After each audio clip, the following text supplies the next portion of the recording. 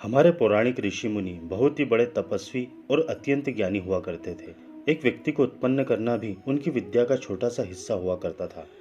तो आइए जानते हैं एक ऐसे ही ऋषि जो कि भगवान राम की बड़ी बहन के पति थे। आइए जानते हैं उनके विचित्र जन्म के बारे में कि आखिर कैसे उनका जन्म एक हिरणी के गर्भ से हुआ था। श्रृंगी ऋषि के पिता का नाम महात्मा विभांडक था। वह एक बहुत ही बड़े तपस्वी थे। माना जाता है कि विभांडक ऋषि के कठोर तप से देवराज इंद्र भी घबरा गए। इसी कारण देवराज इंद्र को यह भय सताने लगा कि कहीं महात्मा विभांडक अपने तप से उनके स्वर्ग का राज न छीन ले। इसी कारण उन्होंने विभांडक ऋषि की तपस्या को भंग करने के लिए एक अप्सरा को पृथ्वी पर भेजा।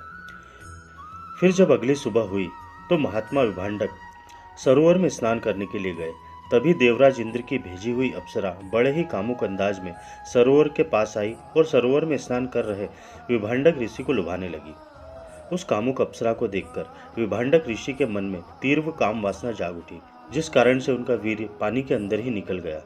वीर्य गिर जाने के कारण महात्मा विभांडक की तपस्या भंग हो गई, जिसके पश्चात महात्मा विभांडक को बड़ा पछतावा हुआ। पछताते हुए महर्षि विभांडक अपने आश्रम में चले गए।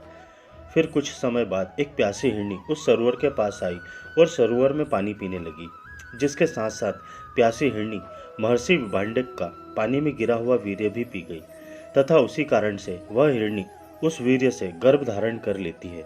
कथाओं के अनुसार माना जाता है कि वह हिरणी भी पहले एक देवकन्या थी, जिसे किसी कारणवश परमपिता ब्रह्मा जी ने हिरणी की योनि में जन्म लेने का श्राप दिया था। इस कारण हिरणी बनी हुई देवकन्या समय आने पर एक बच्चे को जन्म देती है, जिसके माथे पर एक सिंह भी उगा था।